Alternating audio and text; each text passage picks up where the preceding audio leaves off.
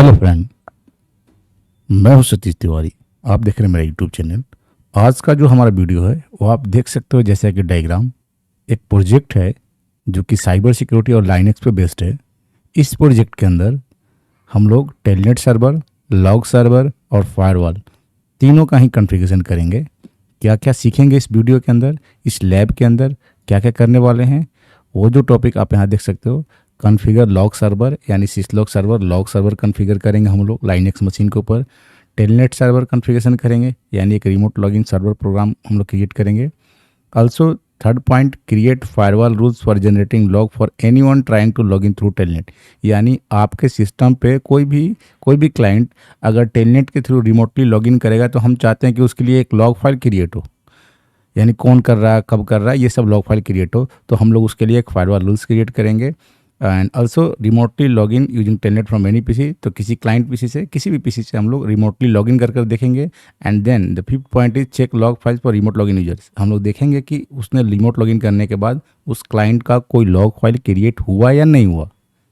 Okay, तो ये 5 point आप नोट कर लो। ये 5 पॉइंट हम लोग करने वाले हैं आज के इस लैब में। सबसे पहला पार्ट क्या होगा, हमारे पास एक क्लाइंट मशीन होगा जो कि हमारा विंडोज़ मशीन है। तो आप देख सकते हैं ये मेरा विंडोज़ मशीन है और मैं इस क्लाइंट पीसी का आईपी एड्रेस आपको शो कर देता हूँ। सो आईपी कॉन्फ़िग कमांड चलाकर सबसे पहले आपको आईपी नोटिस कर लेना है कि आपका जो क्लाइंट है उसका आईपी एड्रेस क्या है।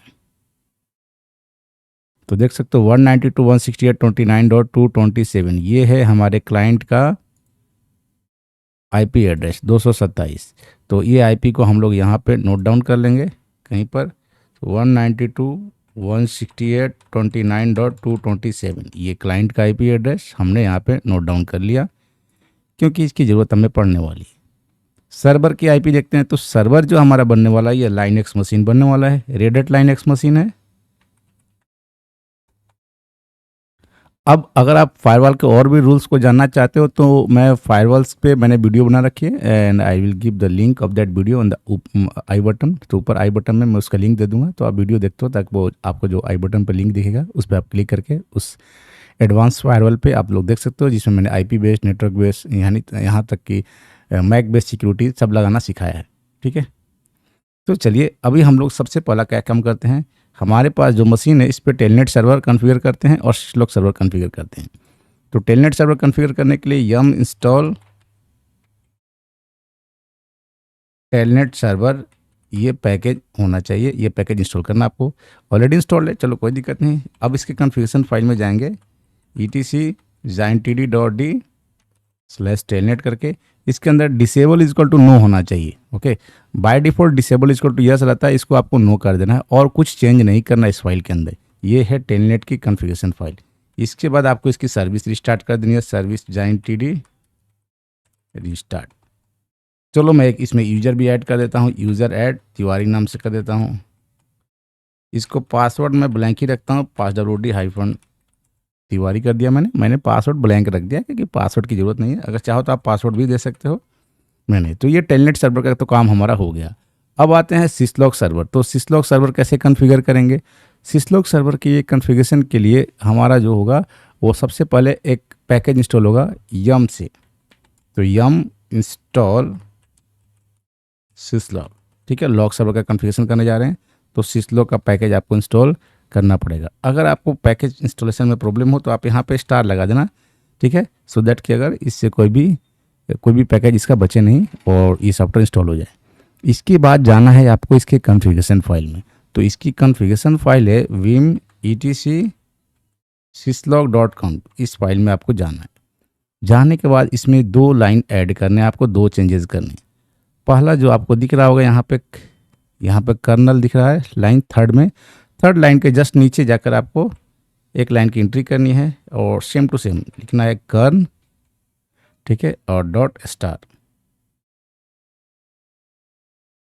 ये लिखना है। और इसके आगे लिख देना आपको var log firewall dot log, ये एंट्री आपको करनी है। नेक्स्ट आपको जाना है ऊपर से first, second, third, fourth, fifth, six, seventh line में। यहाँ पे आपको क्रोन डॉट नन लिखा हुआ है, ठीक है, क्रोन डॉट नन लिखा हुआ है। उसके बाद आपको एक एंट्री करनी पड़ेगी। ठीक है, तो उसके अंदर एंट्री क्या करनी है आपको, ये जो cron डॉट नॉन है इसके आगे थोड़ी सी एंट्री करनी होगी आपको। क्या एंट्री करनी है ये आप देख लो, यहाँ पे लगाना है ऐसे और यहाँ पर टाइप करना है kern, okay, KERN dot none, that's it. इतना ही आपको बस एंट्री करना है इसमें, और करने के बाद इसको सेव कर देना है। सेव करने के बाद सिसलॉग की सर्विस स्टार्ट करनी है, जो कि होती है सर्विस सिसलॉग रिस्टार्ट। ठीक है, यहाँ से आपको कर देनी है, और ये हमने कर दिया। अब हम लोग इसकी स्टेटस चेक कर लेंगे, सर्विस सिसलॉग स्टेटस चेक कर लेते हैं। तो हमारी ये सर्विस रनिंग है, कोई प्रॉब्लम नहीं। तो हमारा टेलनेट सर्वर रेडी, हमारा सिसलॉग सर्वर रेडी। अब जो तीसरी चीज़ और जो तीसरी पॉइंट थी वो थी फायरवॉल। ठीक है, तो हमने लॉग सर्वर कॉन्फ़िगर कर दिया, टेलनेट सर्वर भी कॉन्फ़िगर कर दिया। अब हमें फायरवॉल का काम करना है और फायरवॉल के लिए रूल जनरेट करना है। तो सबसे पहले हम लोग फायरवॉल को इनेबल करेंगे। तो सिस्टम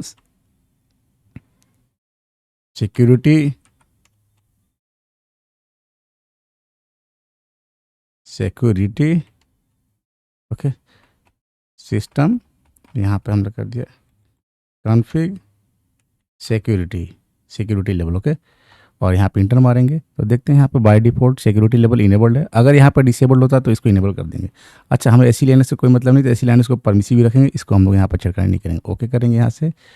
और अब यहाँ पे सर्विस IP टेबल्स सेव कर देंगे, यानी फायरवॉल्स के रूल को हम लोग सेव कर देंगे।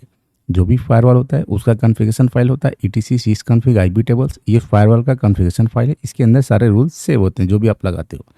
अभी हम लोग ज़रा देख लेते हैं फायरवॉल को, IP टेबल्स -L इनपुट। ठीक है, तो हम लोग देखते हैं क्या क्या रूल्स है। तो अभी कोई रूल नहीं है बाय डिफ़ॉल्ट, तो अच्छी बात है। हम लोग क्या कर देते हैं, एक बार फायरवॉल को फ्लश कर देते हैं, फ्लश करके एक बार देख लेते हैं। कोई रूल्स नहीं है ना, कोई रूल्स नहीं है। तो अभी कोई रूल्स नहीं है फायरवॉल के अंदर। अब हम एक रूल क्रिएट करने जा रहे हैं, वो भी टेलनेट के लिए। यानी ये जो सिनारियो आप देख रहे हो कि इसमें जो विंडोज़ मशीन है, अच्छा सर्वर का IP एड्रेस तो हमने डाला नहीं, सर्वर का IP एड्रेस देख लेते हैं। यहाँ पर सर्वर का IP एड्रेस है 187। ठीक है, यानी 192.168.29.187। चलिए, सर्वर का IP एड्रेस भी हमें पता चल गया और यहाँ पे हमने मेंशन कर दिया। अब हमारा जो काम है कि ये कोई भी क्लाइंट टेलनेट सर्वर पे लॉगिन करे तो उसका फायरवॉल में एक लॉग बनना चाहिए, और हम लोग टेलनेट के लिए करने वाले हैं कि टेलनेट कोई करे तो। ठीक है, तो फायरवॉल में जाकर इसके लिए एक रूल क्रिएट करेंगे। कैसे रूल क्रिएट करेंगे, तो रूल क्रिएट करने के लिए आपको क्या करना है, आपको कमांड चलाना है IP टेबल्स, ठीक है, -A इनपुट, चूँकि इनकमिंग में लगाना है तो इनपुट, अगर आउटगोइंग में लगाना था तो यहाँ पे इनपुट की जगह पे आउटपुट रखते हैं। ठीक है,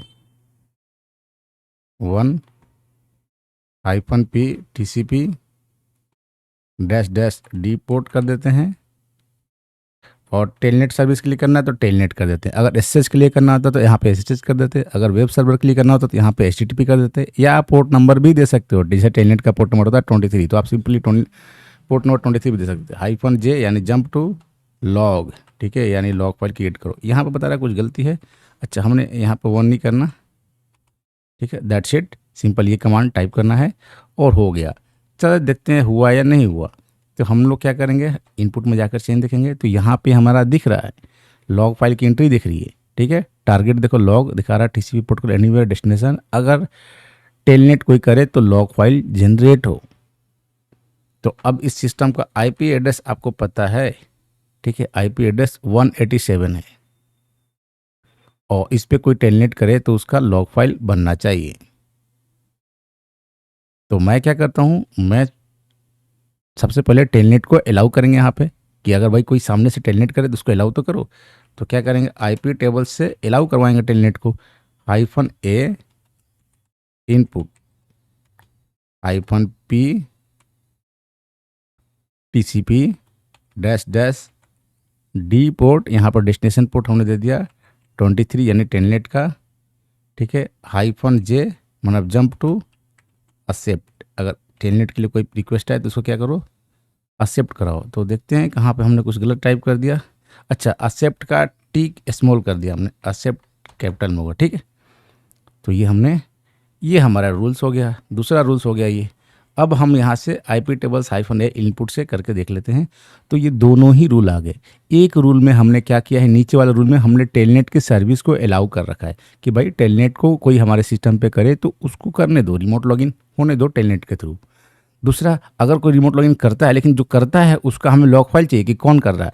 तो जो पहला रूल है जो दिख रहा हो टेलनेट लॉग करके, वो है कि अगर कोई टेलनेट करता है तो उसका लॉग फाइल बने लॉग सर्वर के। तो लॉग सर्वर हमने बना रखा है, तो लॉग सर्वर पे लॉग फाइल बनेगी। तो अब हम क्या करते हैं, अब हम जाते हैं अपने क्लाइंट मशीन पे, और यानी ये जो क्लाइंट पीसी है विंडोज 11, यहाँ से टेलनेट करते हैं। तो हम गए यहाँ पे कमांड प्रॉम्प्ट पे और यहाँ से करते हैं टेलनेट 192.168.29.187, 187 यही है, हाँ 187। यहाँ पर हम लोग टेलनेट करते हैं। यहाँ पे जो हमने यूज़र क्रिएट किया था सर्वर पे तिवारी नाम से, और हमने तिवारी टाइप किया, और देखो हम रिमोटली लॉगिन कर गए। अब आप रिमोट लॉगिन कर गए तो यहाँ पे देखो लॉग फाइल बन रहा है और यहाँ पे दिख रहा है कि किसने लॉगिन किया है। तो 187 पे किसने लॉगिन किया है, आप ध्यान से देखो। 192 सोर्स IP में SRC में क्या आ रहा है, 192.168.29.227, और ये जो 227 है किसका IP एड्रेस है, 227 जो एड्रेस है वो है हमारे विंडोज़ 11 का। तो ये विंडोज़ 11 से हम लॉगिन किए जैसे ही, तो हमारे विंडोज़ 11 का यहाँ पे IP एड्रेस आ रहा लॉग फाइल में। तो इस तरह से आप यहाँ पे क्लियर देख सकते हो कि अगर कोई लॉगिन करता है आपके सर्वर पे, तो अगर आपने लॉग फाइल जनरेट कर रखा है तो यहाँ पे रिकॉर्ड में आ जाएगा सब कुछ कि किसने ट्राई किया या किसने अटेम्प्ट किया, किसने, ठीक है। तो उसकी IP एड्रेस वगैरह डिटेल आ जाएगी यहाँ पे। तो इस तरह से हम लोग टेलनेट को या किसी भी सर्विस को HTTP के लिए, FTP के लिए, SSH के लिए, किसी भी सर्विस के लिए हम लोग लॉग सर्वर जनरेट कर सकते हैं, यानी लॉग फाइल जनरेट करवा सकते हैं, सो दैट कोई भी हमारे सिस्टम पे लॉगिन करे तो अगर उस पार्टिकुलर सर्विस को लॉगिन करता है तो उसका पूरा डिटेल हमारे पास आ जाए, नोटिफिकेशन आ जाए कि किसने लॉगिन किया। सो आई होप आपने इसको समझा। आप इसको प्रोजेक्ट के तौर पर भी पेश कर सकते हो। अगर आप BTech कर रहे हो, BCA कर रहे हो, MCA कर रहे हो तो कॉलेज के अंदर प्रोजेक्ट के तौर पर भी कर सकते हो। इसमें और भी आप इन्हेंसमेंट कर सकते हो, जैसे कि आप इसमें प्रॉक्सी सर्वर, चेन प्रॉक्सी का इस्तेमाल कर सकते हो। उस पर मैंने ऑलरेडी वीडियो बना रखा है, तो आप मेरी वीडियो को देख सकते हो। अगर आपको फिर भी कोई डाउट हो तो आप मुझसे कमेंट सेक्शन के थ्रू कर सकते हो। अगर आप cyber security, ethical hacking, Linux, networking में इंटरेस्टेड हो, नेटवर्क सिक्योरिटी में इंटरेस्टेड हो, बग बाउंटी में इंटरेस्टेड हो, तो आप मेरे ऑनलाइन क्लासेस ज्वाइन कर सकते हो। Thank you for watching.